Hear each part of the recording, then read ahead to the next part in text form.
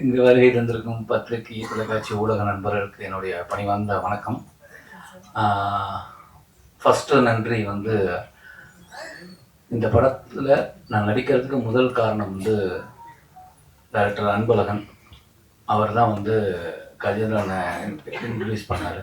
இந்த மாதிரி என்னுடைய நண்பர் ஒரு நல்ல கதை வச்சுருக்காரு, நீங்கள் கேளுங்க அப்படின்னு. நான் கதை கேட்டேன். கதை கேட்டபோது நான் அவர்கிட்ட கேட்டேன், இது உங்கள் லைஃப்பில் நடந்ததா, இல்லை உங்களுக்கு தெரிஞ்ச யாருக்காவது நடந்ததா, இல்லை உங்கள் கற்பனை கதையானு. இல்லை என் ஊரில் நடந்த கதை அப்படின்னாரு. என்னுடைய நண்பருக்கு நடந்ததுன்னு. அப்போ நான் லொக்கேஷன் பார்க்கும்போது அந்த நபரையும் சந்தித்தேன். இது ஒருத்தரை சார்ந்து இல்லை, மொத்தம் ஒரு 3-4 பேரை சந்தித்தோம். 3-4 பேரை சந்தித்த போது அவங்க அதோடு வாழ்கிறது எனக்கு ரொம்ப ரொம்ப கஷ்டமாகவே இருந்தது. அப்போ இந்த படம் கண்டிப்பாக சொல்லணும் அப்படின்னா நாங்கள் படம் முடிச்சிட்டோம். இது வெறும் வடார்காடு மாவட்டத்தில் இருக்கிற ராணிப்பேட்டை பக்கத்தில் இருக்கிற ஒரு கிராமத்தில் மட்டும் நடக்கலை, ஆல் ஓவர் இந்தியாவில் நடக்குது. ஏன்னா நான் 2 நாளைக்கு முன்னாடி கூட நம்ம மீடியா நண்பர் தான் ஒருத்தர், அவர் வந்து ஃபோன் பண்ணார், இந்த ஏரியாவில் உங்களுக்கு யாரையாவது தெரியுமா அப்படின்னாரு. ஏன் என்ன விஷயம் அப்படின்ன போது, இந்த படத்தில் என்ன நடந்ததோ அதே சம்பவத்தை அவர் சொல்கிறார். அது ஒரு சீனாகவே இருந்தது. அந்த சீனை அவர் சொல்கிறார், எனக்கு ரொம்ப இந்த மாதிரி ஒரு பிரச்சனை அப்படின்னு. அப்போ நான் சொன்னேன், நீங்கள் போய் பாருங்கள், உண்மை இருக்கும் பட்சத்தில் நீங்கள் அங்கே இருக்கிற காவல் நிலையத்தில் போய் தகவல் சொன்னீங்கன்னா அது ஆக்ஷன் எடுப்பாங்க அப்படின்னு. அதுக்கப்புறம் என்ன ஆச்சுன்னு கூட கேட்கல. ஏன்னா இது வந்து லைஃப்பில் ஒன்று நீங்களே கொடுத்துருக்கீங்க, பேப்பரில் பார்த்து நான் கடந்து போயிருப்போம், இல்லைன்னா எங்கேயாவது விஷயம் கேள்விப்பட்டிருக்கோம், நமக்கு இல்லைன்னு சொல்லி நகர்ந்து போயிருப்போம். ஆனால் இது வெறும் படிக்காத பாமர மக்கள் மட்டும் இல்லை, படித்தவங்களும் இதில் பாதிக்கப்பட்டிருக்காங்கன்னு ஒரு விஷயம் இருக்குது. அதனால் இந்த படம் வந்து அவசியமாக சொல்ல வேண்டிய ஒரு கதையாக இருந்தது. அப்படி தான் அந்த படம் வந்தது. ரொம்ப ரொம்ப சந்தோஷம். இந்த படம் நடித்ததில் எனக்கு ரொம்ப சந்தோஷம். இந்த படத்தில் வந்து அருள்தாசன்னா அவர் ஒரு நல்ல ஒரு ரோல் பண்ணியிருக்காங்க. அப்புறம் வந்து மாறன், முக்கியமாக சொல்ல வேண்டியது மாறன். அவர் அப்போ தான் ஜேபிபி படம் பார்த்துட்டு ரொம்ப எமோஷனல் ஆச்சு. நானும் மாறனும் ஒன்றா வந்து ஸ்டூடெண்ட் நம்பர் 1 படத்தில் வந்து ஃப்ரெண்டாக பண்ணியிருந்தோம். அதுக்கப்புறம் நான் அவர் ஃபோனில் 2-3 டைம் பேசியிருக்கேன். இந்த ஜேபிபி படம் பார்த்ததுக்கப்புறம் தான் எனக்கு ரொம்ப ஒரு மாதிரி ஆச்சு. அவர்கிட்ட பேசினேன். அப்போ நான் சொன்னேன், நம்ம 2 சேர்ந்து கூட பயணிக்கிற மாதிரி ஒரு நல்ல கதை இருந்தால் நம்ம பண்ணலான்னு. அப்போ கேட்ட கதை இது. அப்போ இந்த கதையில் ஒரு சின்ன கதாபாத்திரம் மாறன் இருந்தால் நல்லாயிருக்கும் அப்படின்னு. அப்போ அவங்க வந்து அவர் சொன்னார், இல்லை பட்ஜெட்டு அப்படின்னா, நீங்கள் மாறன்ட்ட பேசுங்க, கதை பிடிச்சா எல்லா நடிகர்களும் வந்து பணத்தை அதுக்கு அடுத்த படமாக பார்ப்பாங்க, நீங்கள் சொல்லுங்கன்னு. மாறன் கதை கேட்டு பிடிச்சது. அவர் சம்பளத்துக்கும் அதே இதுக்கு ஒத்துக்கிட்டாரு. வந்து நாங்கள் பேசி ஒரு சில விஷயங்கள்லாம் அங்கே ரொம்ப பிரமாதமாக நடந்திருக்கு. மாறன் வந்து ஜேபேபி மாதிரி இதுலேயும் அவர் எவ்வளோ காமெடி பண்ணுறாரோ அதே நேரம் நம்மளை கலங்கவும் வச்சுக்குவார். ரொம்ப பிரமாதமாக பண்ணியிருக்காரு. அதனால் மாறன் அண்ணாக்கு வந்து இந்த டயத்தில் நான் இன்னைக்கு வரல இல்லை, அவருக்கு நன்றியை தெரிவிச்சுக்கிறேன். ஏன்னா நான் சொன்னவொன்னே வந்தாருங்கிறது ரொம்ப சந்தோஷம். அப்படி ஏன்னா அந்த படத்துக்கு ரொம்ப தேவை, அது ஒரு முக்கியமானது. அப்புறம் ரக்ஷனா வந்து ஆக்சுவலாக இதுக்கு இந்த கதை கேட்டாச்சு, ஒரு குழந்தைக்கு அம்மா. அப்போ ஹீரோயின் யாராவது சொல்லுங்கள் உங்களுக்கு சைடில். எனக்கு தெரியல, நீங்கள் பாருங்கள் யாரும். நாங்கள் வேற எல்லாம் பேசிட்டு இருந்தோம். திடீர்னு இவர் வந்து சொல்கிறாரு, இந்த பொண்ணு எப்படி இருக்கும் அப்படின்னு. ஏங்க அது ஸ்கூல் போகிறாங்க, அது சின்ன பொண்ணு, அது எப்படிங்க அப்படின்னு. இல்லை நீங்கள் நேராக பார்த்தீங்கன்னா தெரியும், நீங்கள் நேராக பார்த்தீங்க. இல்லை எனக்கு தோணுது அப்படின்னாரு. இப்போ லொக்கேஷன் அவங்க ஒத்துக்கிட்டாங்களா அப்படின்னு. இல்லை சொல்லியிருக்கேன் அப்படின்னாரு. எனக்கு ரொம்ப ஆச்சரியம். ஏன்னா அவங்க ரொம்ப சின்ன பொண்ணு. அவங்க வந்து இந்த பையனுக்கு அம்மாவை ஒத்துக்கிட்டதே பெரிய விஷயம். ஆனால் அவங்க ரொம்ப கிளவர். எப்படின்னா அந்த கேள்வி யாரும் கேட்கவே மாட்டாங்கன்னா அவங்களே அந்த கேள்வியை கேட்டு பதில் சொல்லிடுறாங்க. ரொம்ப க்ளீனாக வந்து 2வது படத்துலேயே நான் தாயார் நடிக்கிறது அப்படின்னு யாராவது கேட்பீங்க, இதுக்கு முன்னாடி இன்டர்வியூவில் யாராவது கேட்பேன்னா நீங்கள் கேட்குறீங்க அப்படின்னு அவங்க அந்த கேள்வியும் கேட்டு அதுக்கு ஒரு பதிலையும் சொல்லிடுறாங்க. ரொம்ப ஏன்னா அந்த தாட் இருக்குல்ல, ஆக்டிங்க்கு வந்து நம்ம ஆக்டர் அவ்வளோதான், அது இதுதான் பண்ணணும் அதுதான் பண்ணல. ஆக்டர் நம்ம பிடிச்சிருந்தா பண்ணணுங்கிற ஒரு விஷயம். அவங்க வந்து அவங்க அப்பா அவங்க அம்மா எல்லாம் வந்திருந்தாங்க. ஒரு நல்ல ஒரு ஃபேமிலியோட பழகின மாதிரி தான் எனக்கு இருந்தது. ரொம்ப நன்றி. இந்த படத்துக்கு நீங்கள் வந்து நடித்ததுக்கு ரொம்ப சந்தோஷம். கண்டிப்பாக இது இந்த படம் வந்ததுக்கப்புறம் எழுதுவாங்க, உங்களை பற்றி எல்லாருமே பேசுவாங்க. ரொம்ப அற்புதமாக பண்ணியிருக்காங்க. அப்போ ரொம்ப எங்களையெல்லாம் விட அந்த பையனை சொல்லணும், அது இயக்குனருடைய பையன். ஆக்சுவலி வந்து எல்லாம் குழந்தை நட்சத்திரத்தை கூட்டு வந்து நடிக்க வச்சோம்னா அது என்ன இருந்தாலும் அதில் ஒரு ஒரு ஒரு கட்டமைப்பு இருக்கும், ஒரு கிளாரிட்டி இருக்கும். இப்படி பேசணும் இப்படி பேசணுங்கிறது ஒன்று தெரியும். இவன் பார்த்தீங்களா, அவன் பாட்டு ஏதாவது சட்டை கிழிச்சு இப்படி தான் பார்ப்பான். ஏதாவது சும்மா இருறனா கூட கேட்கவே மாட்டான். ஆனால் நம்ம படமாக பார்க்கும்போது தெரியுது, எங்களை விட சிறந்த ஆக்டிங் அவன் தான் பண்ணியிருக்கான். ரொம்ப இயல்பாக பண்ணியிருக்கான். அதை வந்து அவ்வளோ பிரமாதமாக பண்ணியிருக்கான். அது ஆக்சுவலாக அந்த டயத்தில் கூட என்னடா நைட்டு எல்லாம் ஷூட் நடக்கும், சொன்னதை கேட்க மாட்டான்னு கூட நமக்கு தோணும். டைரக்டர் இல்லை சார், அவர் வந்து அவர் குழந்தைய விட்டால் படமே வேணான்னு கூட போயிடுவார். அவ்வளோ அவ்வளோ பாசம் குழந்தை மேலே. சரி எடுக்கிறாருனா எடுத்து அதை நம்ம பார்த்தோம்னா ரொம்ப பிரமாதமாக பண்ணியிருக்கான். அப்புறம் இயக்குனர் சரவண சுப்பையா சார், அவங்க வந்து ஒரு அந்த கதையுடைய அது பீக் டயத்தில் ஒரு இடம் ஒரு விஷயம் இருக்கும், அதை வந்து ரொம்ப பிரமாதமாக சார் வந்து பண்ணியிருக்காங்க. எனக்கு சாரை வந்து நான் ஆக்டராக சின்ன சின்ன கேரக்டர் பண்ணுறதுலேருந்தே எனக்கு தெரியும். திருவண்ணாமலை படத்தில் தான் ஃபஸ்ட்டு சந்தித்தோம். அன்னைக்கு நான் எப்படி பார்த்தேனோ அதே எங்காவே இருக்கார், அப்படியே இருக்கார். கிட்டத்தட்ட 20 வருஷம் ஆயிடுச்சுன்னு நினைக்கிறேன். அவங்க சாருக்கும் ரொம்ப நன்றி, இப்படி ஒரு படத்தில் வந்து சப்போர்ட் பண்ணதுக்கு. அப்புறம் இந்த படத்துடைய ஒளிப்பதிவாளர் அருள் வல்ல இல்லையா, அவர் ரொம்ப ஏன்னா இந்த ஊரில் வந்து அவரை தான் முதல்ல சொல்லணும். ஏன்னா நாங்கள் ஷூட் பண்ணது வந்து ஏப்ரல் மேல, வெள்ளூரில் வெயில் கேட்கவே வேணாம், வறுத்து உட்கார வச்சிருக்கு. அந்த இடத்துல அவர் கேமராவை எடுத்துட்டு, நாங்களாம் கூட ஷார்ட் முடிஞ்சோன்னே ஒதுங்க இடம் இருக்காது, இல்லைனாலும் ஒரு மைண்ட்லேயே ரிலாக்ஸுங்கிற ஒரு இடத்துல இருக்கும். ஆனால் அடுத்த ஷாட்டுக்கு போயிடுவாங்க. அந்த வெயிலில் வந்து அப்படி எடுத்தது வந்து ஒளிப்பதிவோட ரொம்ப அழகாக பண்ணியிருக்காரு. அதனால் அந்த டீமுக்கே என்னுடைய வாழ்த்துக்களை தெரிவிச்சுக்கிறேன். அப்புறம் எடிட்டர், அவரும் வந்து எடிட்டர் ரூமில் தான் இருக்கணும், இல்லை ஸ்பாட் எடிட்டிங் இருக்கணும். ஸ்பாட் எடிட்டர் இல்லை, ரூமில் தான் எடிட்டிங்.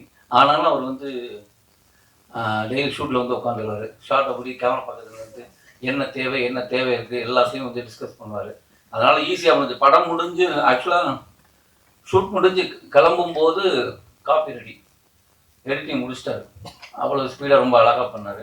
எடிட்டருக்கு நான் நன்றியை தெரிவிச்சுக்கிறேன். அப்புறம் ஆர்ட் டைரக்டர் வந்து இதில் செட்டு இல்லைன்னாரு, செட்டு பட்டு போகிறது இல்லை ஆர்ட் டைரக்டர். அந்த அடிச்சிட்டாங்களா செட்டு மட்டும் இல்லை, அதை வந்து ரொம்ப இயல்பு மாறாமல் அந்த ஊரில் இருக்கிற சின்ன விஷயங்களுக்கு மாறாமல் கரெக்டாக அந்த இடத்துல விற்கிறது இருக்குல்ல ப்ராப்ஸ், வேறு இடத்துல இருக்கும், அதை அந்த வீட்டுக்கு கொண்டு வரணும், இல்லை இங்கே இருக்கிறது தேவையில்லை அப்படிங்கிறதெல்லாம் இருக்குல்ல, இதெல்லாம் பண்ணுறது ஒரு பெரிய ஒரு ஆர்ட்டோட வேலை. அது ரொம்ப அழகாக பண்ணார் தாமு சார். அதனால் அவருக்கும் என்னுடைய நன்றியை தெரிவிச்சுக்கிறேன். சாரி, நானும் அவங்க இல்லை, அவங்கெல்லாம் வந்து நானும் அப்படி தான் இருந்தேன். ஏதாவது யாராவது ஒரு மேடையில் ஒரு சின்ன ரோல் பண்ணால் நம்ம கவனிக்க மாட்டாங்களா அப்படிங்கிறது. அவங்க வந்து கூப்பிட்டோன்னே வந்திருந்தாங்க. ரொம்ப நன்றி, ஆடியோ ஃபங்க்ஷன் வந்ததுக்கு ரொம்ப நன்றி. ஆக்சுவலாக அவங்க அந்த படத்துலேயும் நடிச்சிருந்தாங்க. அதுலேயும் கேட்டேன், அன்பழகன் சார் படத்தில் நான் நடிச்சிட்ருக்கேன், அந்த படத்துலேயும் அவங்க ரோல் பண்ணியிருந்தாங்க. ரொம்ப ஒரு சீன் தான் பண்ணாங்க, ரொம்ப செம்மையாக பண்ணியிருந்தாங்க. யாரும் கேட்டாமல் இந்த படத்தில் நான் சொல்ல, அவர் டைரக்டரே அதில் ஒர்க் பண்ணதுனால கூப்பிட்டுருந்தாங்க. இந்த படத்துலேயும் ஒரு நல்ல ரோல், ரொம்ப எமோஷ்னலாக ரொம்ப நல்லா பண்ணியிருந்தாங்க. கண்டிப்பாக உங்களுக்கு ஒரு ஃபியூச்சர் கண்டிப்பாக இருக்குது. இல்லை எனக்கு தேங்க்ஸ் இல்லைங்க, டைரக்டர் தான். அதனால அவங்களுக்குமே நன்றி. அப்புறம் இந்த விழாவின் நாயகன் எங்கள் இசையமைப்பாளர், ரொம்ப பிரமாதமான, ஏன்னா ஆக்சுவலாக என்றாவது ஒரு நாள் வந்து தலைவர் பிச்சு எடுத்திருப்பார். அவ்வளவு விருதுகளுக்கும் காரணம் வந்து அந்த பின்னணி இசை. ஏன்னா ஒரு என்னதான் நடித்தாலும் அந்த கோர்வையை அழகாக வந்து பின்னணி இசை சேர்க்கறதில்ல. பாடல் தலைவன் பிச்சிருவார், ஆனால் அந்த பேக்ரவுண்ட் மியூசிக் தான் ரொம்ப பிரச்சனையான விஷயம். அதை ரொம்ப அழகாக கையாண்டிருந்தார். இந்த படத்துலையும் நானும் படம் பார்க்கணும்னு கேட்குறேன் தலைவா, அவர் நீங்கள் நேராக வெள்ளித்திரையில் காண்கன்னே சொல்லிட்டு இருக்கிறாரு. நான் இன்னும் படம் பார்க்கல, ஆனால் எனக்கு தலைவர் மேலே ஒரு நம்பிக்கை. ஏன்னா அதில் வந்து ஒரு டீசர்னு ஒரே ஷாட் ஒன்று பண்ணியிருக்கோம், சும்மா நடந்து வரதை. அது வந்து அந்த ஷார்ட்டை பார்த்துட்டு 1000 பேர் அதுக்கு எனக்கு ஃபோன் பண்ணிகிட்டே இருக்காங்க, மெசேஜ் பண்ணிட்டு இருக்காங்க, ரொம்ப கதையே சொல்கிறாங்க. அப்போ அது சொல்கிறதுக்கு ஒரு காரணம்னா தலைவருடைய பேக்ரவுண்ட் மியூசிக், அதில் போட்ட ஒரு சின்ன விஷயங்கள். ரொம்ப நன்றி தலைவா. இந்த மாதிரி சின்ன படங்களுக்கு சப்போர்ட் பண்ணது ரொம்ப சந்தோஷம். அப்புறம் நான் வந்து ஊரில் வந்து நம்ம அங்கே உள்ள ஒரு ஃப்ரெண்டு மேனேஜர் நினச்சேன் நீதி. ஆனால் அவர் கவிஞர்னு இப்போ தான் தெரியுது. திடீர்னு இன்னைக்கு வந்து ஏற்றுறாங்க. ரொம்ப பிரம தலைவா, உங்களை அங்கே பார்த்தோம், ஆனால் நீங்கள் பாட்டு எழுதுன்னு தெரியாது, ரொம்ப பிரமாதமாக எழுதியிருக்கீங்க. நான் கூட நீதி எங்கே அவரை காணும் நினச்சானு எனக்கு உண்மையிலே சர்ப்ரைஸ். இல்லை, எனக்கு முன்னாடி ஏதாவது சொல்லியிருக்கீங்களா? எனக்கு அதுவும் ஞாபகம் இல்லை. சொல்லியிருந்தாலும் ஞாபகம் இல்லை. ஆனால் எனக்கு பயங்கர சர்ப்ரைஸு. அங்கே ஷூட்டிங்கில் இருப்பார் அவர்.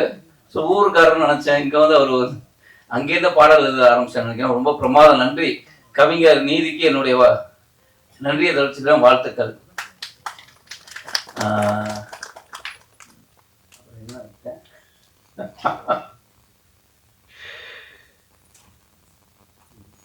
அதான் தலைவர் தான் விட்டார்.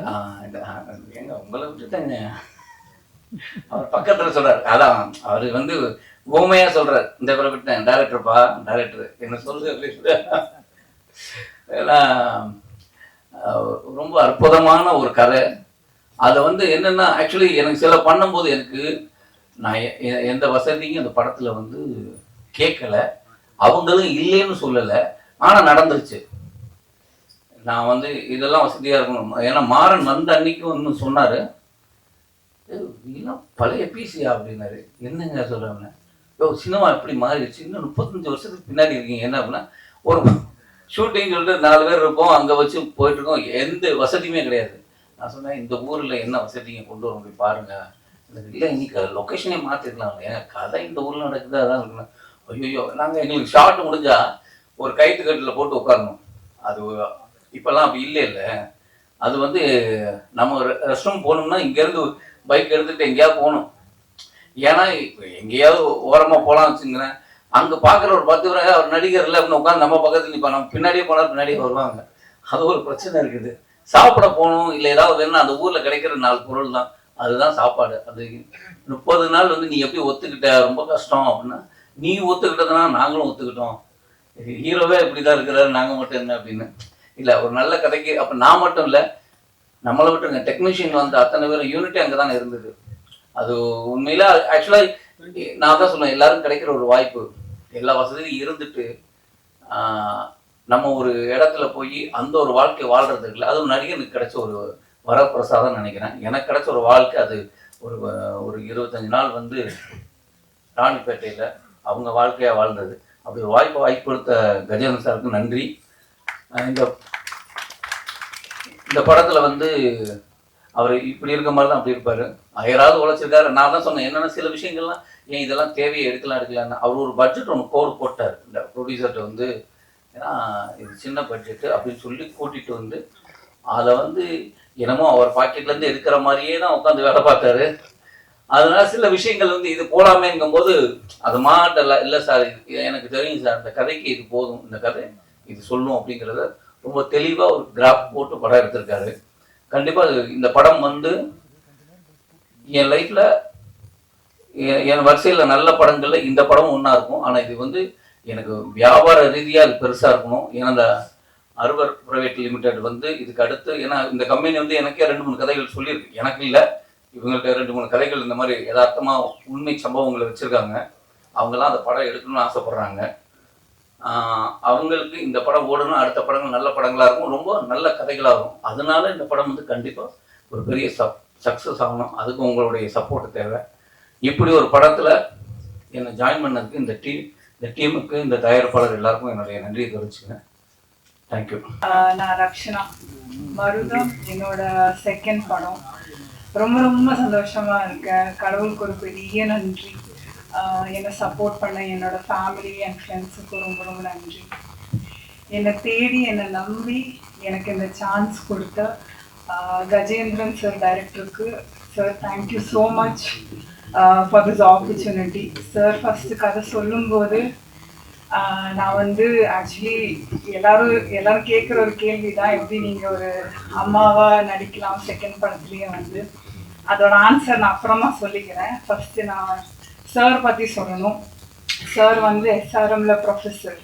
சத்தியமாக நான் நினச்சேன் சார் ரொம்ப ஸ்ட்ரிக்டாக இருக்க போகிறாங்க, அடிக்கலாம் போகிறாங்க, திட்ட போகிறாங்க, என்னென்னமோ பண்ண போகிறாங்கன்னு. ஆனால் பட் சார் வந்து எனக்கும் சாரோட பாண்ட் வந்து ரொம்ப வேற மாதிரி இருந்துச்சு. என்னன்னா எப்படின்னா, எனக்கு ஏதாவது சீனில் எப்போவுமே நான் கன்ஃபியூஸ்டாக தான் இருப்பேன். ஆனால் எனக்கு ஏதாவது கன்ஃபியூஷனில் ஏதாவது டவுட் இருந்துச்சுன்னா நான் சார் கிட்ட கேட்க மாட்டேன். ஒரு மாதிரி இப்படியே சாரை பார்ப்பேன். சார் எப்படின்னு தெரியாது, அது கண்டுபிடிச்சிடுவாங்க. ஏதோ டவுட் இருக்குன்னு சொல்லி அப்படியே வந்து எனக்கு திரும்பவும் வந்து எல்லாமே எக்ஸ்பிளைன் பண்ணி தருவாங்க. And he made me feel really really comfortable. Thank you so much sir. Also thanks to the producer Arur Private Limited for giving me this opportunity. அப்புறம் விதாத் சார், சத்தியமா செகண்ட் படத்துலேயே வந்து இந்த மாதிரி ஒரு சீனியர் ஆக்டர் கூட நடிக்க வாய்ப்பு கிடைக்கும்னு நான் கனவுல கூட பார்க்கல. But I am so grateful. He is an amazing actor on screen and off screen. சாரோட கிராஃப்டை தனியாக நம்ம இங்கிருந்து பிஹைண்ட் த கேமரா நின்று பார்க்கும்போது அது ரொம்ப ரேராக இருக்கும். It's a beautiful experience. Sir கூட நடிக்க வாய்ப்பு கிடைச்சதுல I am so happy. And sir is an literally amazing actor, நான் சொல்ல வேணாம். So thank you so much sir. அப்புறம் இதில் ஒர்க் பண்ண டிஓபி சார், ரொம்ப விஷுவல்ஸ் எல்லாம் ரொம்ப அழகாக இருக்கும். அந்த சின்ன ஊரை ரொம்ப அழகாக எடுத்திருப்பாங்க. And I love to visuals. Thank you so much sir. இதில் ஒர்க் பண்ண எல்லா technicians, light department, camera department, assistant directors எல்லாருக்கும் great hats off and thank you. ஏன்னா நம்ம இந்த படம் வந்து வெள்ளூரில் எடுத்தோம், சம்மரில் எடுத்தோம். எல்லாருக்கும் தெரியும் வெயில் எப்படி இருக்கும்னு.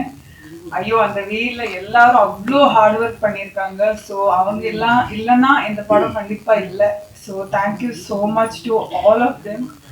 And of course music sir, music director. ஐயோ சார், என்ன சார், சான்ஸே இல்லை சார், ரொம்ப அழகாக இருக்குது. It's so beautiful. சாங்ஸ் எல்லாம் கேட்கும்போது என்ன சொல்றது, நம்ம படத்தில் என்ன இமோஷன்ஸ் கன்வே பண்ணியிருக்கோ அது சார் வேற ஒரு லெவலுக்கு எலிவேட் பண்ணியிருக்காங்க. அந்த emotions with is music and மேஜிக்லாம் இருந்துச்சு sir. Thank you so much. So coming back to the question, நீங்கள் எப்படி அந்த செகண்ட் படத்துலேயே ஒரு அம்மா கேரக்டர் பண்ணலாம்? ஸோ எனக்கு தெரிஞ்சு இது வந்து இங்கே இருக்கிற ஸ்டீரியோ டைப் தான் நான் நினைக்கிறேன். நிறைய ஆக்டர்ஸ் அண்ட் ஆக்ட்ரஸஸ் இதை ஃபேஸ் பண்ணுறாங்க. ஆக்டர்ஸ் அண்ட் ஆக்ட்ரஸஸ் மட்டும் இல்லை, நம்ம சொசைட்டியில் இந்த மாதிரி வேற மாதிரியான நிறைய ஸ்டீரியோ டைப்ஸ் இருக்கு.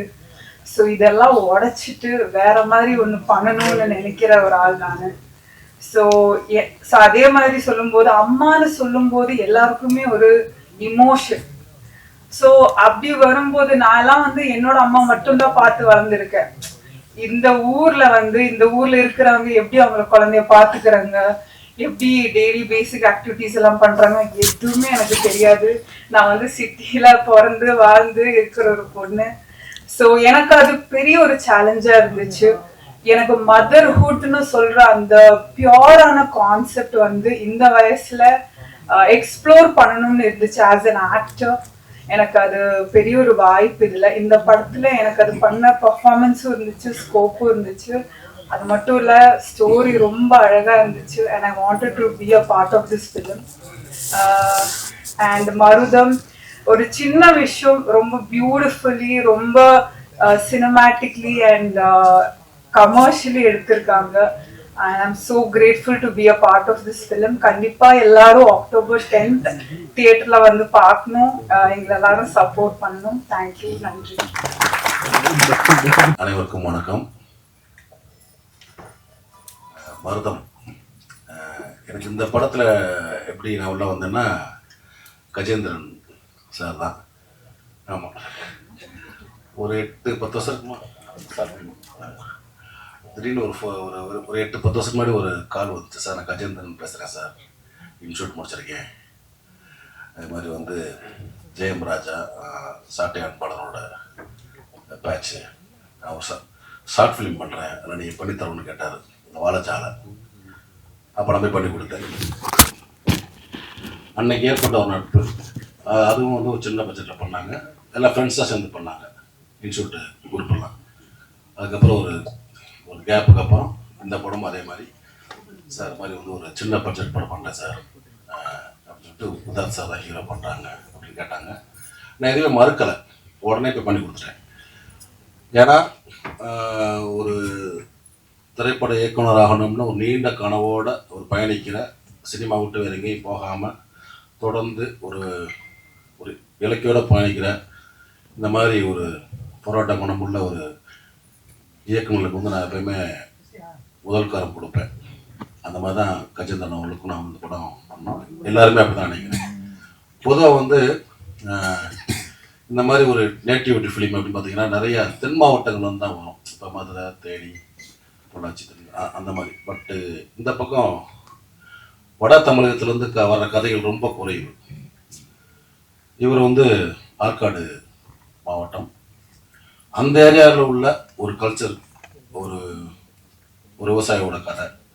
அதை வந்து ரொம்ப அழகாக நுட்பமாக ரொம்ப லைவாக எடுத்தாங்க. எப்படின்னா ரொம்ப ஒரு சினிமாட்டிக்காக இல்லாமல் ரொம்ப இயல்பாக நேச்சுரலாக லொக்கேஷன்லாம் பார்த்தீங்கன்னா ஒரிஜினல் மார்க்கெட்டு, ஒரிஜினல் அந்த மாதிரி எல்லாமே எதுவுமே வந்து ஆர்டிஃபிஷியலாக இருக்காது. அதில் நடித்த ஹீரோவும் அதே மாதிரி ரொம்ப இயல்பாக நடிக்கக்கூடிய ஒரு நிறைய படங்கள் பார்த்துருக்கோம். விஜாத் அவர்கள் வந்து பார்த்தீங்கன்னா ரொம்ப இந்த மாதிரி ஒரு கண்டென்ட் ஃபிலிமுக்கு ஒரு பொருத்தமான ஒரு கதைநாயகன். அவருக்கு என்னுடைய வாழ்த்துக்கள். இந்த படம் கண்டிப்பாக ஒரு பெரிய வெற்றி பெறும். அதே மாதிரி வந்து எனக்கு வந்து ரகுநந்தனோட முதல் படத்துலேருந்து எனக்கு பண்ணியிருக்கோம். தென்பை புற காட்டலும், தொடர்ந்து பறவை, நிறைய படங்கள். ஒரு அற்புதமான ஒரு இசையமைப்பாளர் தமிழ் சினிமாவில். நேட்டிவிட்டியும் பண்ணுவார், ஃபேண்டசியும் பண்ணுவார். எல்லாமே நல்ல ஒரு இசை தெரிஞ்ச, முழுமையாக தெரிஞ்ச ஒரு இசையமைப்பாளர். கண்டிப்பாக வந்து இந்த படத்தில் நல்லா படிப்பாக நான் வந்து நான் நம்புகிறேன். இந்த படம் தயாரிக்க முன் வந்த தயாரிப்பாளர் வெங்கடேஷ் சாருக்கு நன்றி. ஏன்னா ஒரு சின்ன படமாக இல்லாமல் ஒரு கண்டென்ட் பேஸு உள்ள ஒரு ஃபிலிமாக கமர்ஷியலாக எந்த ஒரு எதிர்பார்ப்பும் இல்லாமல் பண்ணுறதுக்கு வந்து தயாரிப்பாளர் ரொம்ப குறைவு. இப்போ வந்து புதுசாக வந்திருக்காங்க. தொடர்ந்து அவர் நிறைய படங்கள் பண்ணணும். அவருடைய வாழ்த்துக்கள். அதேமாதிரி இந்த படத்தில் ஒளிப்பதிவு செஞ்ச ஒளிப்பதிவாளர் மற்றும் அனைத்து தொழில்நுட்ப கலைஞர்கள், நடிகர்கள் எல்லாத்துக்குமே என்னோட வாழ்த்துக்கள். கண்டிப்பாக மருதம் வந்து செல்வ செழிப்போடு பெருவெற்றி பெறும். நன்றி. எல்லாருக்கும் வணக்கம், press and மீடியாவுக்கு. Firstly, Vidat sir, thank you so much for calling me to the stage. And this is my second film. Anbazhagan sir இருக்காருங்க. எனக்கு ஃபர்ஸ்ட் டிஜிட்டல் பிளாட்ஃபார்ம்லேருந்து படத்தில் வாய்ப்பு கொடுத்தது அன்பழகன் சார் தான். And thank you so much sir இந்த இடத்துல.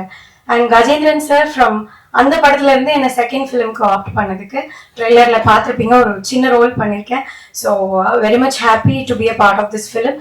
And Rakshana, she is my very good friend, like ஸ்பாட்ல வந்து. அண்ட் விதாத் சார் பற்றி சொல்லணும்னா லைக் நிறைய டீச் பண்ணியிருக்காரு.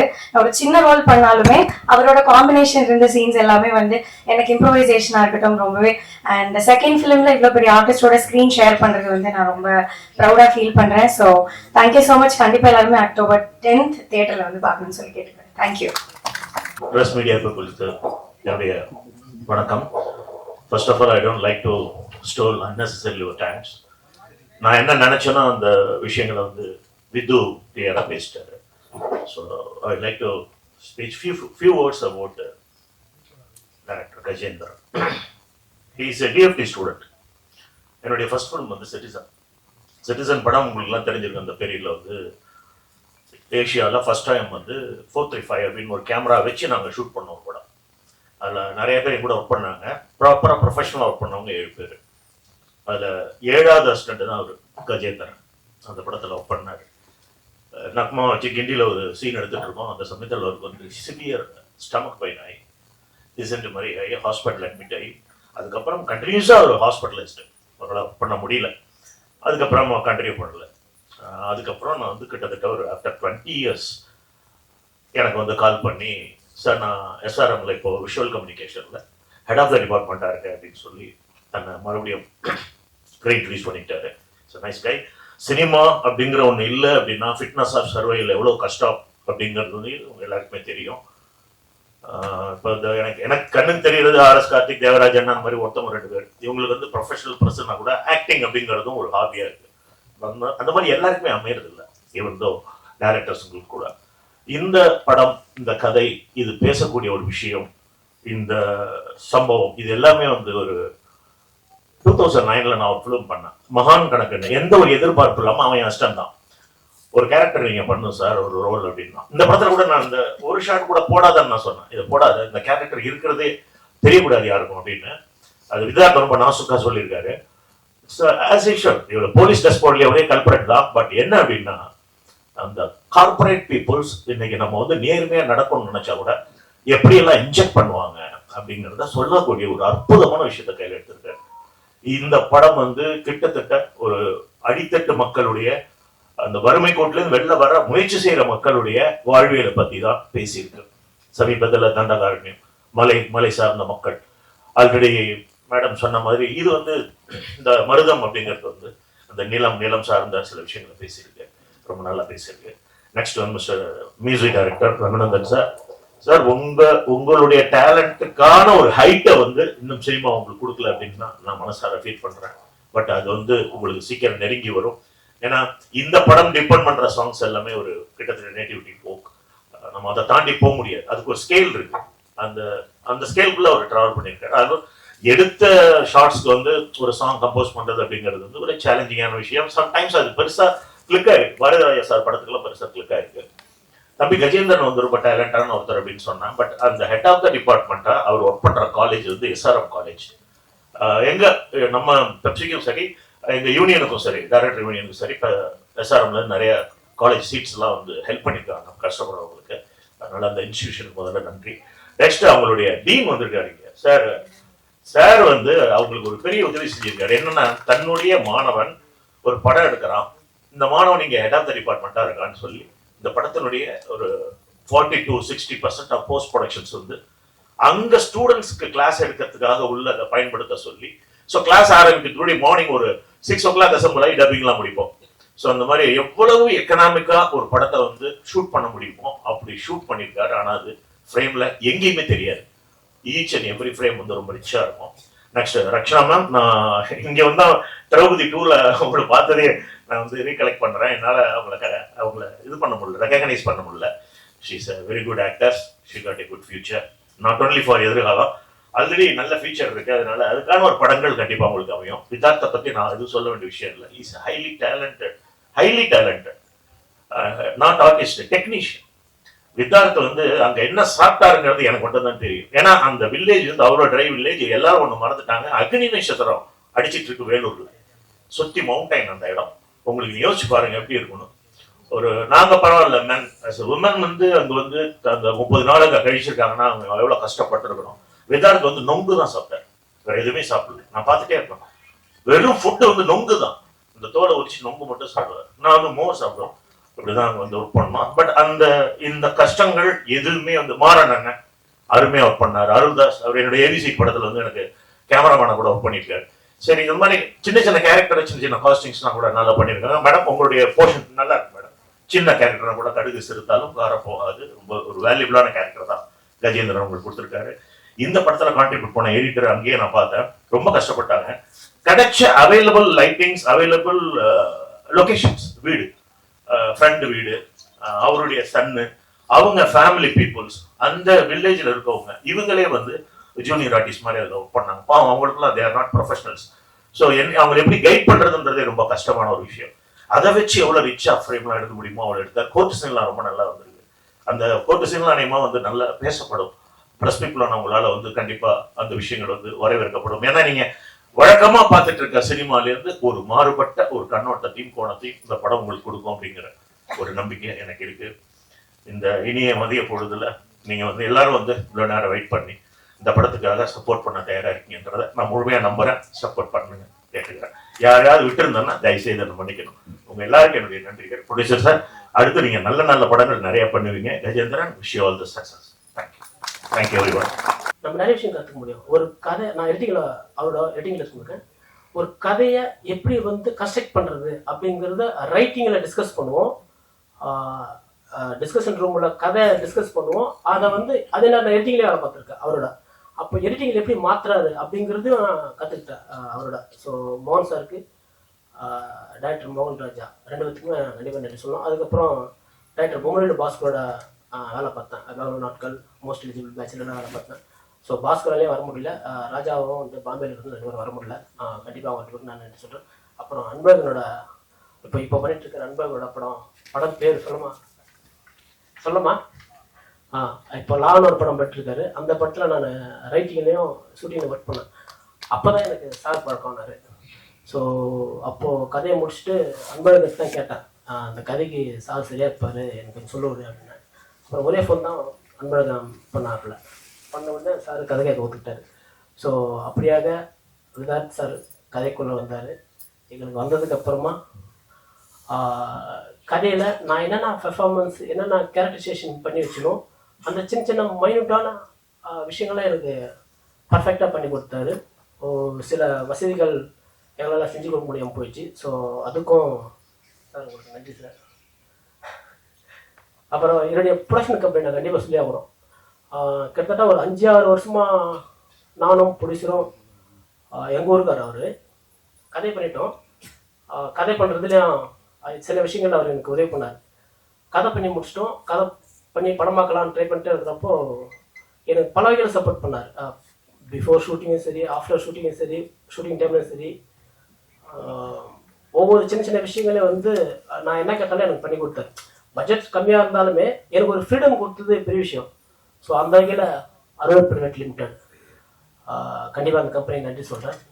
ஸோ ப்ரொடக்ஷன் கம்பெனிக்கு மறுபடியும் தேங்க்ஸ். அப்புறம் படம் எடுக்கிறப்போ எங்களுக்கு வந்து டெக்னிக்கல் டீம், அந்த டெக்னிக்கல் டீமில் முக்கிய பங்காற்றுனது என்னோடய கேமராமேன். அதனால் வர முடியல, என் கிளாஸ்மேட்டு. ஸோ ஒவ்வொரு நாளுமே நாங்கள் வந்து வெரைட்டியாக இருப்போம். நான் விட மாட்டேன். காலையில் ஒரு இடத்துல அசம்பிள் பண்ணேன்னா ஈவினிங் பேக்கப் ஆகும்போது ஒரு 5 இடம் ஷிஃப்ட் பண்ணியிருப்பேன்.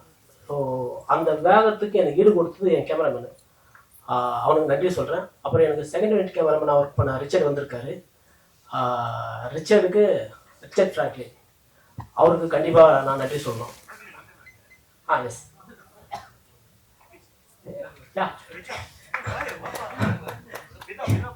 ஆமாம் சார். இப்போ அவர் ஒரு படம் முடிச்சிட்டாரு, 2வது படம் பண்ணிட்டு இருக்காரு. என்னோட கேமராமேன் இப்போ இவர் தான் எனக்கு போஸ்ட் ப்ரொடக்ஷனில் ரொம்ப உதவியாக இருந்தார். ஸோ அவருக்கு, அப்புறமா வசந்த் என்னுடைய கலரிஸ்ட்டு, அப்புறம் கோவிந்த் என்னுடைய டிஐ மேனேஜர். ஸோ அவங்க எல்லாத்துக்கும் நன்றி. அப்புறம் என்னுடைய எடிட்டர் சந்துரு அண்ணன், அவர் வந்து நானும் கிட்டத்தட்ட ஒரு 30 வருஷமாக ஃபில்ம் ஷூட்டில் எனக்கு ஒன்றே தான் சீனியரு. ஸோ அவரும் எங்களுக்கு முன்னாடியே நான் பல வருஷமாக பழகினாலும் நான் ஒரு கதையை பண்ணிட்டேன் அப்படின்னா அது கதை டிஸ்கஸ்லேருந்து எடிட் பண்ணுறதுலேருந்து எல்லாத்துமே எனக்கு ரொம்ப கோஆப்ரேட்டிவாக இருப்பேன். நான் ஷூட் பண்ணி முடிப்பேன், அதை எடிட் பண்ணி கொடுத்துருவார். ஸோ எனக்கு ஒரு கான்ஃபிடென்ட் கிடைக்கும், பரவாயில்ல நம்ம பண்ணுறது கரெக்டாக தான் பண்ணுறோம் அப்படின்னு ஒரு கான்ஃபிடென்ட் கொடுத்தது சந்திரா அண்ணன். அப்புறம் என்னுடைய ஆர்ட் டைரக்டர், இவரும் நானும் வந்து தெல்லாலகரி காலத்துலேருந்து வேலை பார்த்துருக்கோம். மெலன் சாரோட அசோசியேட்டு. இப்போ நான் படம் பண்ணும்போது எனக்கு அவர் தான் கரெக்டாக இருப்பாருன்னு நான் அவரோட ஒர்க் பண்ண ஆரம்பித்தோம். எனக்கு ஊரில் ஒரு செட்டு தேவைப்பட்டது. ஸோ அந்த செட்டு வந்து குறைஞ்ச பட்ஜெட்டில், அது வந்து ரெகுலராக போடுறதா இருந்தால் அதோட பட்ஜெட் வேறு. பட் எனக்கு அங்கே கிடைக்கிற ராணிப்பேட்டில் கிடைக்கிற மெட்டீரியல் வச்சு எனக்கு ஒரு பட்ஜெட்டில் போட்டு கொடுத்தாரு. தாமா ரொம்ப நன்றி தாமா. அப்புறம் என்னோட பாடலாசிரியர் நீதி, கண்டிப்பாக நான் அவர் மென்ஷன் பண்ணி ஆகணும். ஏன்னா அவர் வந்து முதல் படத்துக்கு எதிர் மாதிரியான ஒரு ஃபீல் இருக்காது. நான் ஒரு கதையை கிரியேட் பண்ணிட்டு அந்த பர்டிகுலர் சுச்சுவேஷனுக்கு நீங்கள் இந்த மாதிரி வார்த்தைகள், இந்த மாதிரி எமோஷன் கொடுக்கணும்னு நான் நினைப்பேன். டிஸ்கஸ் பண்ணுவோம், அவ்வளோதான். நான் விஷயம் மட்டும் சொல்லுவேன், அதுக்கான வரிகள் ப்ராப்பராக கன்ஸ்ட்ரக்ட் பண்ணிடுவார். அதில் முக்கியமான வரி தான் மேடம் சொன்னாங்க, மந்திரமோ மாயங்களோ அப்படிங்கிற வரி வந்து எனக்கு ரொம்ப பிடிக்கும். ஏன்னா அது வந்து படம் முடிகிறப்போ ஒரு இடத்துல வரும். ஸோ அந்த மாதிரி எனக்கு வரியை கொடுத்த எங்கள் பாடலாசிரியர் நீதிக்கு நன்றி சார். அப்புறம் நாங்கள் படம் ஷூட் பண்ணி முடிச்சிட்டோம். எங்களால் இசைப்படலை எங்களால் ஃபிக்ஸ் பண்ண முடியல டியூ டு பட்ஜெட். ஸோ அப்போது நான் படம் பண்ணி முடிச்சிட்டேன், ஷூட் பண்ணி முடிச்சிட்டேன், எடிட்டிங்கும் முடிச்சிட்டோம். இப்போ கண்டிப்பாக நான் இசையமைப்பாளரை ஃபிக்ஸ் பண்ணி ஆகணும். அப்படி இருக்கிற கட்டாயத்தில் என்ன பண்ணுறதுன்னு தெரியல. நான் உதயகுமார் சாரை போய் பார்த்தேன். உதயகுமார் சவுண்ட் இன்ஜினியர், உங்களுக்கு தெரிஞ்சிருக்கோம், senior engineer, most warden engineering south India. இப்போ கூட அவர் இங்கே வர முடியல, அவர் ஹைதராபாத்தில் ஏதோ படத்தில் இருக்காரு. ஸோ அவர்கிட்ட போயிட்டு இந்த மாதிரி இசையமைப்பாளர் வேணும்னு என்ன பண்ணலான்னு இருக்கிறப்போ என்னடா கதை அப்படின்னாரு. இந்த மாதிரி ரோல் பேக்ட்ராப் அப்படின்னா சரி இரு நானே உனக்கு சொல்கிறேன்னு அவரே ஒரு ஃபோனை போட்டார். அவரே ஃபோன் போட்டு தான் இசையமைப்பாளர் ரங்கநாதன் சார் அவரே ஃபோன் போட்டார். பட்ஜெட்டு அவரே முடிவு பண்ணார். எல்லாத்தையும் பேசி முடிச்சு இசையமைப்பாளருக்கு என் கையில் கொடுத்துட்டாரு. ஆனால் பிஃபோர் ஷூட்டிங்கே எனக்கு ஒரு ஐடியா இருந்தது சாரை பிடிக்கணும்னு. ஆனால் என்னென்னா அப்போ தான் ஐயோ திடீர்னு சார் பெரிய ஹிட் ஆயிருந்தது. ஸோ அந்த சமயத்தில் போனால் பட்ஜெட்டில் வருமா ஏன்னா டவுட் இருந்தது. நான் அப்போ அவர் அப்ரோச் பண்ணவே இல்லை. பட் எனக்கு அந்த வேலையை உதயகுமார் ரொம்ப ஈஸியாக முடிச்சு கொடுத்தாரு.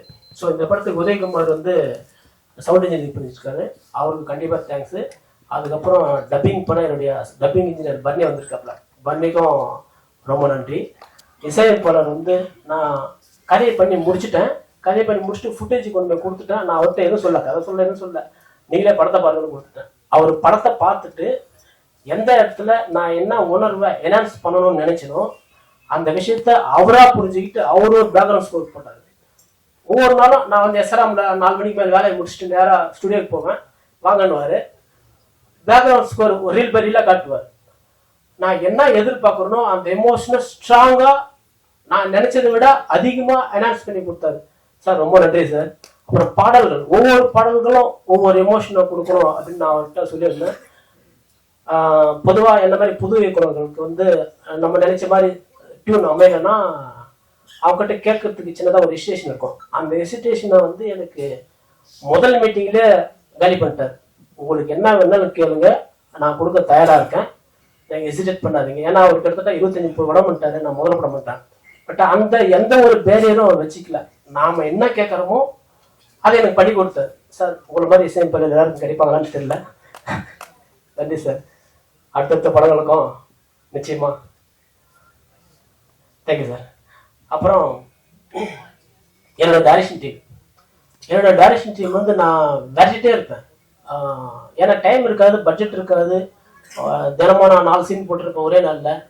அந்த 4 சீனை வந்து எடுக்கணும்னா ப்ராப்பர்ட்டி, காஸ்டியூம்ஸு, ஆர்டிஸ்ட்டு, லொக்கேஷனு, பல பிரச்சனை இருக்கும். இந்த எல்லா பிரச்சனைக்கும் நான் டைரக்ஷன் டீம் தான் விரட்டுவேன். ஆஃபீஸாக அதெல்லாம் பண்ணுவாங்க, நானும் வேறு வழியில் மட்டும் தான் பண்ணேன். என்னோட direction team codirector Selva, codirector Mohankumar sir இருக்கார் எங்கேயோ. அதுக்கப்புறம் என்னுடைய வினோத், ஊருக்கு பையன், அவன் எங்கே இருக்கான்னு தெரியல, வந்திருக்கான்னு தெரியல. அப்புறம் அமல், முருகன், என்னோட சிஜி பண்ண முருகன் வந்திருக்கான்னு நினைக்கிறேன், அலெக்ஸு. ஸோ ஒவ்வொரு என்னுடைய கோ டைரக்டர்ஸ், அசிஸ்டன்ட் டைரக்டர்ஸ் எல்லாருக்கும் ரொம்ப நன்றி. அதுக்கப்புறம் எங்கள் கல்லூரி பற்றி சொல்லணும். ஏன்னா நாங்கள் ஷூட்டிங் முடிச்சிட்டோம். ஷூட்டிங் பண்ணுறதுக்கு நான் ப்ரொஃபஸராக ஒர்க் பண்ணிட்டு இருக்கிறேன். எனக்கு 3.5 மாதம் லீவ் கொடுத்தாங்க. பொதுவாக எந்த காலேஜில் அந்த மாதிரி கொடுப்பாங்கன்னு எனக்கு தெரியல. ஷூட் பண்ணுறதுக்கு முன்னாடி எனக்கு டைம் தேவைப்பட்டுச்சு. ஸோ மொத்தமாக எனக்கு ஒரு 3 மாதம் லீவ் கொடுத்தாங்க. லீவ் கொடுத்ததில் நான் ஷூட் பண்ணி முடிச்சிட்டேன். அப்புறம் எடிட் பண்ணுறதுக்கு எனக்கு டைம் கொடுத்தாங்க. டப்பிங் அங்கேயே பண்ணேன், ஃப்ரீயாக டப்பிங் தேட்டர் கொடுத்தாங்க. ஸோ இப்போ மறுபடியும் ப்ரொமோஷன் லீவுக்கு ஒரு 20 நாள் கொடுத்துருக்காங்க. ஸோ எல்லா வகையிலும் எனக்கு உதவி பண்ணுற எஸ்ஆர்எம் கோல்மன் ராமாபுரம் நன்றி. ஸோ அதுக்கப்புறம் வந்து எங்களுக்கு ப்ரொடக்ஷன் சைடில் உதவியாக இருந்த ப்ரொடக்ஷன் மேனேஜர் சந்துரு சார், அவர் வந்திருக்காரு. அவருக்கு அப்புறம் ஜெய், அப்புறம் எங்களுடைய மற்ற ரக்ஷனா, மாறன் சார். என்னன்னா ரக்ஷனா வந்து அதுக்கு முன்னாடி ஒரு 2-3 ஹீரோயினை நான் ட்ரை பண்ணேன். எனக்கு கரெக்டாக அமையல. அப்போது எதாச்சா மார்கரெட் திங்கள் பார்த்தேன். மார்கரெட் திங்கள் பார்த்துட்டு அந்த அந்த முகம் பிடிச்சிது. அது என்ன, பாலைவனச்சோலையில் ஒரு சாங் வரும், அந்த சாங்கில் ஒரு ஆர்டிஸ்ட் இருப்பாங்க. அந்த ஆர்டிஸ்ட் மாதிரியான ஒரு லுக் இருந்தது. ஏதோ ஒரு விஷயம் இருக்கு அவங்ககிட்ட அப்படின்னு ட்ரை பண்ணி பேச ஆரம்பித்தேன். அவன் கதை சொன்னேன், அவனுக்கு பிடிச்சது. நல்ல வேலை நான் கோட் பண்ண பட்ஜெட்குள்ளே வந்துட்டாங்க. அனைவருக்கும் வணக்கம். முதல்ல இந்த படம் எனக்கு வாய்ப்பு கொடுத்த வெங்கடேஷன், தயாரிப்பாளர் வெங்கடேஷனுக்கும் டைரக்டர் கஜேந்திரன் சாருக்கும் நான் முதல்ல நன்றி தெரிவிச்சுக்கிறேன். இந்த படம் ஆக்சுவலாக எனக்கு வந்து ஷூட் பண்ணிட்டு வந்துட்டார். இந்த படம் வந்துட்டு நான் வந்து ஷூட் பண்ணதுக்கு அப்புறம் இந்த படம் பார்த்துட்டு தான் இந்த பாட்டெலாம் சாங்லாம் கம்போஸ் பண்ணேன். தென்மேற்கு பருவக்காட்டு நான் எப்படி பண்ணணும் அதே ஸ்டைலில் தான் பண்ணோம். ஸோ வந்து டைரக்டர் வந்துட்டு எனக்கு ஃபஸ்ட்டு படம் போட்டு காமிச்சாங்க. பார்த்துட்டு இந்தந்த பிளேஸ்மெண்ட்லாம் சாங் வச்சுக்கலாம் சார் அப்படின்னு சொன்னேன். அவர் ஓகே சார் இது பண்ணிக்கலாம் அப்படின்னு சொன்னார். ப்ரொடியூசர் கோஆப்ரேட் பண்ணாங்க. அதுக்கப்புறம் ஹீரோ அவர் தலைவர் வந்து அவரோட நான் 2வது படம் பண்ணுறேன். என்றாவது ஒரு நாள் நாங்கள் 2 பேர் சேர்ந்து ஒரு படம் பண்ணோம். ஆமாம், அது வந்து கிட்டத்தட்ட ஒரு 60-70 அவார்டு வாங்கிச்சு. ஸோ 2வது படம் அவரோட இப்போ சேர்ந்து பண்ணியிருக்கேன். அப்புறம் ஹீரோயின் ரக்ஷனா அவங்களோடய இப்போ ஒர்க் பண்ணியிருக்கேன். அருள்தாஸ் சார் இங்கே இல்லை, அவரோட நான் தென்மேற்கு பருவகாட்டிலேருந்து ஒர்க் பண்ணியிருக்கேன். தென்மேற்கு பருவகாட்டு, நீர் பறவை, நிறைய படம் அவரோட ஒர்க் பண்ணியிருக்கேன். ஸோ எல்லா படமுமே ஒவ்வொரு எக்ஸ்பீரியன்ஸ். இந்த படத்தில் நான் பார்த்தது என்னென்னா, ஒரு விவசாயியுடைய லைஃப்பை வந்து அழகாக எடுத்திருக்காரு. ஒரு விவசாயினா எவ்வளோ கஷ்டப்படுவாங்க, அவங்களுடைய லைஃப் எப்படி இருக்கும், அவன் ஒரு பிரச்சனையில் மாட்டினோம்னா அந்த பிரச்சனையிலேருந்து எப்படி வர்றதுக்கு எவ்வளோ கஷ்டப்படுவான் அப்படின்றது இந்த படத்தோடைய ஒரு பெரிய மையப்புள்ளியாக இருக்கும். அயோத்தி படத்துக்கு நான் இதே மேடையில் சொன்னேன், ஒரு குறிஞ்சி பூ பூத்த மாதிரி இந்த படம் கண்டிப்பாக மக்கள்கிட்ட போய் சேரும் அப்படின்ட்டு. கண்டிப்பாக இந்த படமும் மருதமும் மக்கள்கிட்ட வந்து ஒரு அவேர்னஸை உருவாக்கும். அதாவது எப்படின்னா, ஒரு விவசாயி வந்து ஒரு வயலை வச்சுருப்பான். அந்த அந்த அந்த அந்த வயலை வந்து எப்படி பாதுகாக்கணும், ஒரு லோனோ அல்லது மற்ற விஷயங்களோ வாங்கினா எப்படி அதை வந்து சேஃபாக வச்சுக்கிறணும் அப்படின்றது இந்த படம் வந்து சொல்லுது. ஸோ கண்டிப்பாக மக்களுக்கு பிடிக்கும். இந்த படத்தில் ஒர்க் பண்ண அத்தனை டெக்னீஷியன் கதையை சொல்லலை சார், சும்மா ஒரு லீடு தான். ஸோ வந்து சரவணன் ஸ்பேஸாக இருக்கட்டும், அதுக்கப்புறம் கோ ப்ரொடியூசராக இருக்கட்டும், எல்லாருமே வந்து ரொம்ப கோஆப்ரேட் பண்ணாங்க. இந்த சாங்கும் ரொம்ப 4 சாங் வந்துட்டு ரொம்ப நல்லா வந்திருக்கு. நீதின்ட்டு லீக்ரேட் எழுதியிருக்காங்க. ஸோ மற்ற படங்களுக்கு சப்போர்ட் பண்ணுற மாதிரி இந்த படத்துக்கு சப்போர்ட் பண்ணுங்கள். கண்டிப்பாக உங்கள் கையில் தான் இருக்குது. ஸோ இந்த படம் நிச்சயமாக மிகப்பெரிய வெற்றி அடையும். நன்றி, வணக்கம். கதையோட வாழ்வியல் வந்து வயலும் வயசான அந்த பகுதி மக்களோட வாழ்க்கையை பற்றி தான் நான் பேசியிருக்கேன். ஸோ அதனால வந்து இந்த தலைப்பு சரியாக இருக்குன்னு எனக்கு தோணுச்சு. இதுக்கு முன்னாடி விவசாய படம் நிறைய இருந்தாலுமே ஏன் இந்த டைட்டில் பயன்படுத்தின்னு எனக்கு தெரியல. ஒருவேளை எனக்கு கிடைக்கிறதுக்காகவோ என்னவோ. ஸோ அதுக்காக தான் இந்த டைட்டில் நல்ல விஷயம். ஆனால் மருதம் படத்துக்கு பாலைவன சோலை படத்தில் பாட்டில் பார்த்த கதாநாயகி மாதிரி இருந்தவங்களை ஏன் செலக்ட் பண்ணி? சார், ஆளானாலும் ஆளுன்னு ஒரு பாட்டு இருக்கும், நீங்கள் எல்லாம் கேட்டுருப்பீங்க. அதில் வந்து சுவாசினி மேடம் இருப்பாங்க, எங்கள் சீனியர் தாவோ. அந்த மேடம் பக்கத்தில் ஒரு ஆர்டிஸ்ட் இருப்பாங்க, அவங்க யாருன்னு எனக்கு தெரியல. அந்த பாட்டில் ஒரு 2-3 க்ளோஸ்அப் வரும். அந்த க்ளோஸ்அப் அந்த பாட்டு எனக்கு ரொம்ப பிடிக்கும். அந்த பாட்டை அடிக்கடி பார்ப்பேன். அந்த பாட்டில் அந்த க்ளோஸ்அப் 2-3 ஷாட்டு தான் இருக்கும். அது இவங்களோட பார்த்தப்போ ஒரு சின்ன ரிசம்பிளன்ஸ் இருந்தது. அது எத்தனை பேருக்கு சரியாக படிச்சுன்னு தெரியல. ஸோ அந்த கேரக்டர் கரெக்டாக இருக்குன்னு எனக்கு தோணுச்சு. ஸோ அதனால தான் சூஸ் பண்ணேன் சார். இதான் சார், இந்த எடிட்டர் பேசும்போது சொன்னாரு, அரிய பெரிய சாதனைகள் ஏதோ செஞ்சாரு ஷூட்டிங் ஸ்பாட்ல. அவங்க என்ன பண்ணி ஷூட்டிங் ஸ்பாட்ல கொஞ்சம் விளக்கமா சொல்லுங்க. அந்த அரிய பெரிய சாதனைகளை அவர் தான் கேட்கணும். நான் வழக்கமா எப்படி இருந்தேன்னா அப்படி இருந்தேன். அவர் எந்த கண்ணாடி போட்டு பார்த்தாருன்னு தெரியல. வேலூர்லயே பிறந்து வளர்ந்து அங்கிருந்து இந்த சென்னைக்கு வந்தார். நீங்க சொல்ற மாதிரி எல்லாம் பார்த்தாக்கா வந்து வேலூர் ஏதோ வந்து வாழவே முடியாத ஒரு ஊர் மாதிரியும் சுட்டெரிக்கிற மாதிரியும் இருக்கு. நான் அங்கிருந்து தான் வந்தேன். நான் என்ன அதை பாருங்க, அதுதான் நீங்களாம் அங்க மக்கள் வாழத்தானே செய்யறாங்க. இங்க இருந்து போயிட்டு எங்களால இருக்க முடியலன்னு தான் சொன்னேன் தவிர அங்க இருக்கவே முடியாதுன்னு சொல்லலை. நான் தான் வேஸ்டா போயிட்டேன். என்னால அதை தாங்க முடியல. ரொம்ப கஷ்டம், உண்மையாவே சொல்றேன். உண்மையில ரொம்ப கஷ்டம். இதான் சார், நீங்க சொன்னீங்க ரொம்ப சிம்பிளா இதுக்கு கேரவன் கூட தரலன்ட்டு. இப்போ வர நடிகர் எல்லாருமே வந்து கேரவன் இல்லாம ஷூட்டிங்கே போறது கிடையாது. நீங்க இது மாதிரி ஒரு புதுசா ஒரு ரூட் எடுத்து போயிட்டீங்கன்னா புதுசா ஒரு ஹீரோக்கு எல்லாம் பெரிய கஷ்டமாயிடாதா? எல்லாமே இது ரொம்ப கஷ்டம். ஆக்சுவலா என்னன்னா, நான் கேட்டு அவங்க தரலன்னு சொல்லல, நான் கேட்கவே இல்லை. அவங்களும் உங்களுக்கு வேணுமான்னு கேட்கல. என்னன்னா, இது ஒரு எனக்கு தெரிஞ்சிருச்சு, இந்த படம் வந்து ஒரு சின்னதாக தான் நடக்க போதும் தெரிஞ்சிருச்சு. சரி, இதுல இருக்கிற தொகையை வந்து அதுக்கு யூஸ் ஆகுமே அப்படிங்கிறதான், வேற ஒண்ணுமே கிடையாது. நான் கேட்டிருந்தா கொடுத்துருப்பாங்க கண்டிப்பா. யூனிட்ல மாட்டேன்னு சொல்லியிருக்க மாட்டாங்க. நான் கேட்கல. ஏன்னா அவங்க தெரியுது இல்லை, அவங்க படம் எப்படி எடுக்கிறாங்கன்னு ரொம்ப கிளியரா தெரியுது. சரி, அதையே நம்ம போய் ப்ரெஷர் கொடுப்பானே அப்படிங்கிறதுனால தான் அது கேட்கல. சார், இப்போ வந்து வளர்ந்து வர நடிகர்கள் எல்லாமே வந்து ஒரு ஹெல்ப் பண்றாங்க, ஒரு இஷ்யூ போயிட்டு இருக்கு. ஆனா வந்து அவர் ஹெல்ப் பண்ணி முடிச்ச உடனே அவரை தவறா பேசுறது, அவரை வந்து ரொம்ப ரொம்ப இட்ரீட் பண்ணி டோட்டலாவே அவர் காலி பண்ற மாதிரி ஒரு விஷயம் நடந்து இருக்கு. தமிழ் சினிமால தான் அது அதிகமா நடக்குது. ஸோ உங்களோட கருத்து ஏதாவது இருந்தா சொல்லுங்க. இல்ல நீங்க வந்து சினிமா ஆக்டர் மட்டும் ஹெல்ப் பண்ணல, நிறைய நான் பார்த்துருக்கேன். காமன் மேன் நிறைய மனிதர்கள் வந்து உதவுறாங்க. அதனால அந்த உதவி எடுக்கிறவங்களையும் நான் பார்த்துருக்கேன். நான் இப்போ இல்லை, ஆக்டர் ஆகிறதுக்கு முன்னாடி பெரும் மனசோட உதவி இருக்காங்க. அந்த இடத்துல அவங்க இருக்காங்க. அந்த இடத்துல போன போதே இவங்களை தப்பாக பேசுகிறாங்க. இதுவும் நடக்குது சமூகத்தில். அது நடக்கத்தானே செய்யும். அது ஒன்றும் பண்ண முடியாது. இது உண்மையா பொய்யாங்கிறது மீறி எனக்கு உண்மையிலே ஒருத்தருக்கு நான் உதவணும்னு நினச்சா நான் பிரதிபலன் சொல்கிறாங்கல்ல, வலது கைக்கு கொடுக்கறது இடது கைக்கு தெரியக்கூடாதுன்னு.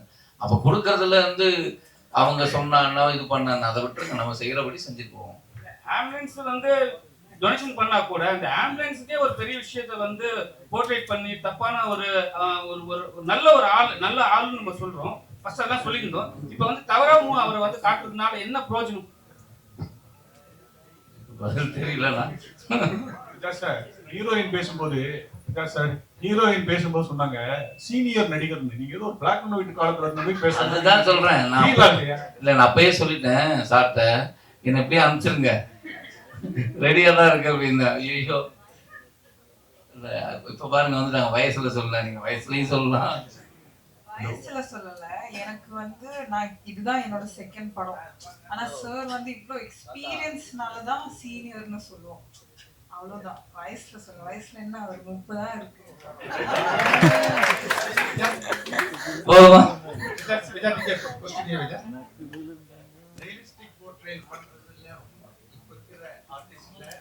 விரலவெட்டு என்னக்கூடிய ஆர்டிஸ்ட் நீங்க நம்பர் 1ல இருக்கீங்க. மயிலாடுதுறையில ஒவ்வொரு கேரக்டரும் அதுக்குள்ளேயே போயிடுறீங்க. எனக்கு ஹிந்தி நடிகர் ராஜ்குமார் தான் நினைப்பேன். கொஞ்சம் மிகைப்படுத்த மாதிரி சொல்ற மாதிரி இருக்கும். அவர் பண்ற கேரக்டர் ஒண்ணுமே வந்து ஜெம். மைனாலேருந்து பாக்குறேன். மருதத்துல நீங்க உள்ள நுழைஞ்சதுல என்ன காரணம்? உங்களுக்கு இதுல பிடிச்ச விஷயம் என்னது? என்ன கரெக்டா சொல்லிருக்கீங்க ஃபைனல் தீமா? இல்ல கண்டிப்பா இதுக்கான ஒரு ரிசல்ட் இருக்கு. படத்துல வந்து ஒரு ரிசல்ட் இருக்கு. என்ன எதுக்காக போறேன்னா என்ன ஆனாங்கிறது.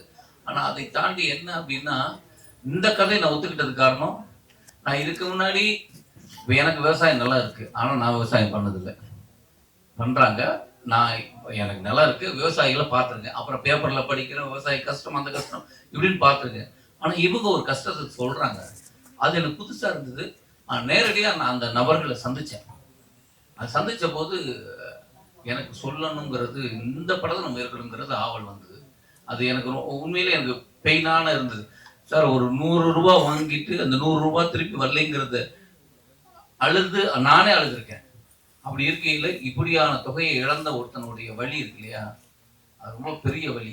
பொருளாதாரத்தில் எங்க விழுந்தாலும் ஒரு மனிதன் வந்து பொருளாதாரத்தில் வந்து ஏமாற்றப்பட்டானா அவனால் அடுத்த ஸ்டெப் நடக்க முடியாது. அவனுக்கு வெறும் பணம் நினைப்பீங்க, ஆனால் அந்த பணத்தை சுற்றி அம்மா அப்பா அண்ணன் தம்பி தாமா நண்பா அப்பா இவன் ஏகப்பட்டது இருக்கு.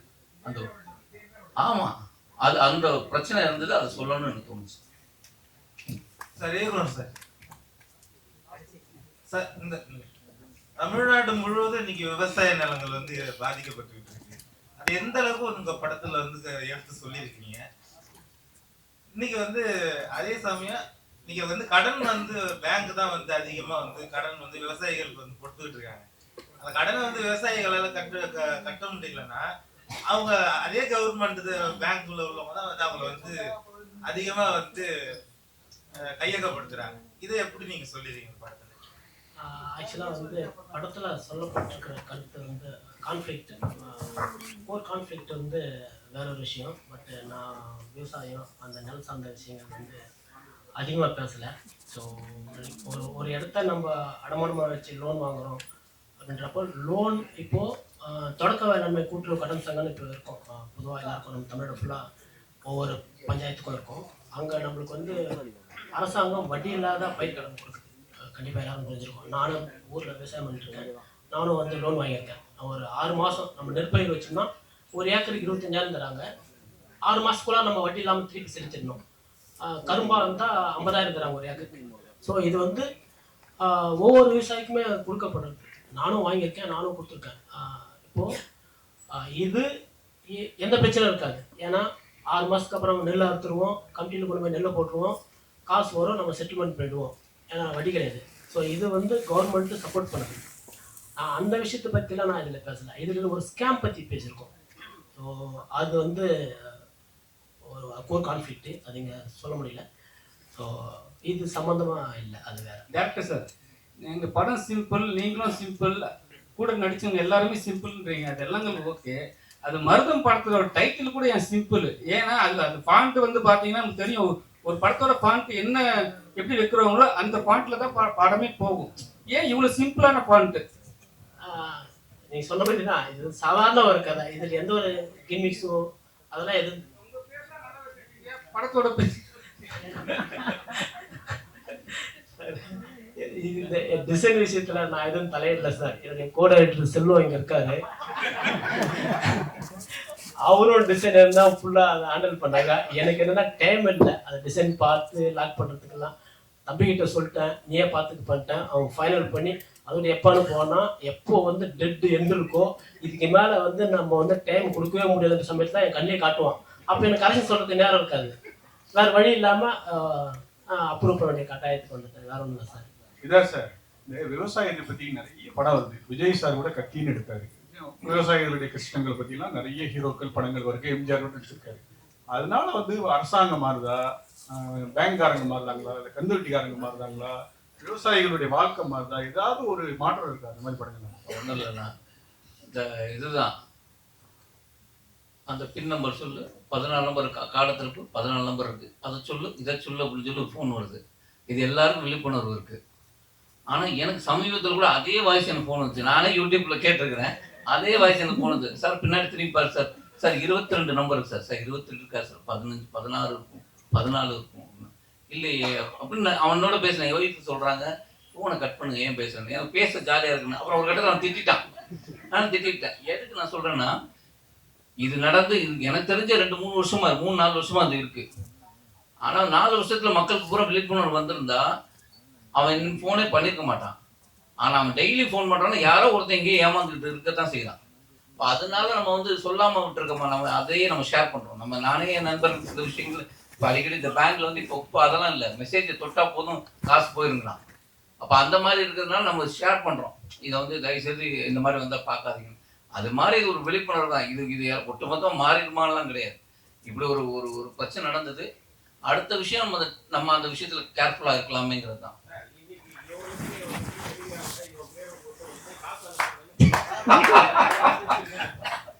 இதான் சார், இந்த மாதிரி படங்கள் வந்து பார்த்தீங்கன்னா ரகுநாதன் சார்லாம் மியூசிக் அவ்வளோ பிரமாதம், பெரிய பெரிய டேலண்ட் சிட்டிசன் சார் சூப்பராக இருந்தாங்க. இந்த மாதிரி சேர்ந்து படம் பண்ணி அதை பார்த்து பண்ணுறீங்கன்னு இங்கேயே சொன்னாங்க. அப்படி பண்ணிட்டு அது பெரிய லெவலில் வெற்றி பெறலைன்னா, ஏன்னா நீங்கள் சினிமா வந்து 10 படம் ஒன்றா வருது, அந்த மாதிரி இருக்கிறப்போ உங்கள் மனநிலை எப்படி இருக்கும்? நீங்கள் என்ன அதுக்கு ஏதாவது ஒரு முயற்சி, ஏன்னா நீங்கள் இப்போ ஒரு ஸ்டேபிளான ஹீரோ ஆகிட்டீங்க மைனாவிலேருந்து இன்னைக்கு வரைக்கும். நான் கூட மைனா விதார்த்தங்கிறது மருதம் விதார்த்தம் மாறுமான்னு பார்த்துட்டு இருக்கிறேன் நான். அந்த அதுக்கு என்ன முயற்சி, என்ன உங்களோட திரைப்பட குழுவுக்கு என்ன உங்க பரிந்துரை? ஒண்ணுமே இல்லை, இப்படி போராடிக்கிட்டே இருக்கணும், என்னைக்காவது விடிவு காலம் வருமானு. இப்போ அவர் சொன்னார்ல 26 வருஷமா ஒருத்தர் காத்திருக்கிறான் டைரக்டர் ஆகணும்னு. அது மாதிரி எங்களுக்கு சின்ன படங்களுக்கெல்லாம் ஒரு விடிவு காலம் பிறக்குன்னு நம்ம செஞ்சுக்கிட்டே தான் இருக்கோம், அதுக்குள்ளே தான் இருக்கும். ஆனால் நடக்கும். ஆனால் இப்போ சமீபமாக பார்க்கும்போது சின்ன படமாக இருந்தால், நல்ல படமாக இருந்தால் கண்டிப்பாக மக்கள்கிட்ட போய் சேருது, ரீச் ஆகுது. நீங்களும் பாராட்டுறீங்க, பணமும் பெருசாக வருது. அந்த நம்பிக்கை இருக்குது. அந்த நம்பிக்கையில தான் தயாரிப்பாளர்களும் தயாரிக்கிறாங்க. நம்புவோம்.